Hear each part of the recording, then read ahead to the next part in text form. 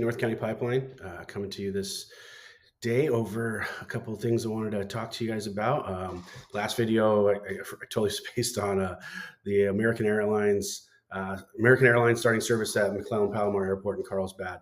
They started on February 13th, and so there's been a pretty healthy response, both positive, mostly positive, really, and then some, the folks that are still against the lease in Citizens for Friendly Airport, who's suing the county over the lease, with a hearing scheduled in July. But American kicked off its service, 2 daily flights to Phoenix, and for a lot of people, they feel like it's a great mass transportation option, convenient, and so far, no parking fees at the airport. So just keep that in mind as things go forward, and I'll let you know if and when the county decides to start charging a little for parking. But that service is up and operational, and so you can go to the website and get a flight to Sky Harbor, and then if you're connecting anywhere else you want to go. So yeah, that's some big recent news. But also, today the story is dropping about the Ivanpah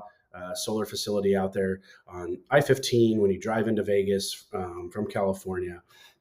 And for anybody who's driven that route, we've seen it for a decade or so. And what it is it's about 350,000 mirrors that point up to 3 towers that have boilers, so they're filled with water, and those are the heat. Then from the mirrors generate steam. The steam then turns the turbines, and boom, you have electricity. The problem is the technology's pretty much become obsolete. Photovoltaic panels are just too competitive. They're cheaper. Not saying that it's cheaper for ratepayers, but it's cheaper in the solar industry.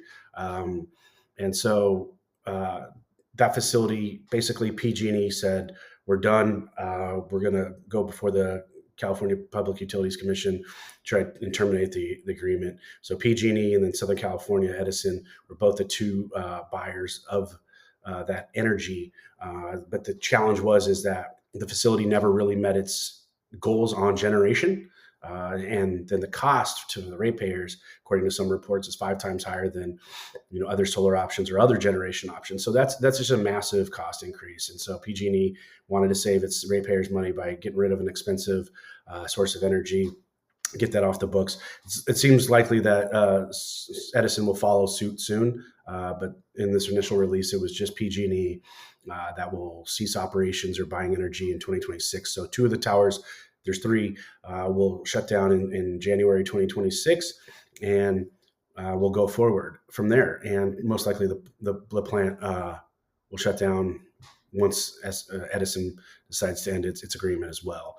Now, whether or not they add actual solar panels and replace some of that stuff, that's to be seen. It's certainly possible, but the facility was given a $1.6 billion loan guarantee from the U.S. Department of Energy. There was a total cost of $2.2 billion per the Las Vegas Review-Journal. There's the big investors were NRG, which operates the peaker plant here in Carlsbad. They poured in $300 million. Google dropped $168 million, and the rest was covered by BrightSource, which is now Kelvin Energy. So they never really got the return on the investment. It doesn't seem like the energy was obsolete. They weren't generating enough, and it's kind of shocking considering you're out in the middle of the desert. It's very sunny out there all the time, but they just couldn't keep pace with the rest of the industry and where things need to go. So and probably the expense cost too is getting massive transmission lines from that facility to the nearest substation or wherever it needed to go. So it's those are massive costs for the ratepayer, and just makes things more expensive. And so that's kind of where solar is the most expensive form, even with rooftop. The generation is just so expensive. And so that's why we've seen a lot of higher utility bills. And so, but the narrative is, from politicians is that, it's the companies that are doing this, which really it doesn't tell the whole story. A utility company wants to sell as many electrons as possible at the cheapest rate possible. And so that just hasn't happened with how the legislature has operated over the past 20 years or so. So a lot of these expensive things, projects and where the utilities aren't being able to leverage economies of scale through their own power plants and amortize those over decades. So then rates keep going down and down. Now we have alternative sources with private companies that are building out battery storage, solar, et cetera, wind, et cetera. And so those all have, those are massive investments up front, and then your repairs, and then those things only last for so long versus compared to a power plant. So you have to reinstall some of those or get new panels. So you never really amortize as you would with a power plant. There's a pretty big study, shocking one that came out recently by the University of Chicago, kind of detailing the hidden costs of solar, and that with all the costs, like I mentioned, with battery storage, transmission lines, all the infrastructure you need to facilitate those projects, it spikes solar prices to about $1,500 per megawatt hour and about $500 for wind. So we're kind of seeing this play out on a global scale, especially in Europe, Germany, England, some of those areas where they've gone all in on renewables. Prices just go through the roof because you're trying to have a reliable grid with unreliable energy. And you just can't do that. And so it makes it really difficult. And what we've seen in Germany is because they've gone all in, basically 50% wind and solar, when those go offline or aren't producing, then the spot market where you have to buy those backup sources, that goes through the roof. And it's gotten so bad that other countries are threatening to cut off their transmission lines. Sweden and Norway are two that are threatening to cut off underwater cables, transmission cables, to get rid of their connections because their customers and their citizens are now taking the brunt of some of those cost increases, which have spiked dramatically. And California is headed on that same path, same with kind of Australia. And so we're just not doing energy policy right, in my opinion. And we need a dramatic turnaround and about face and kind of adopting nuclear. I wrote a column last year about that and how it's the cheapest, safest, cleanest form of energy. So, we want cleaner air. We can eliminate a lot of those issues, get a stable grid, when you have a reliable source of energy that can just be a base load.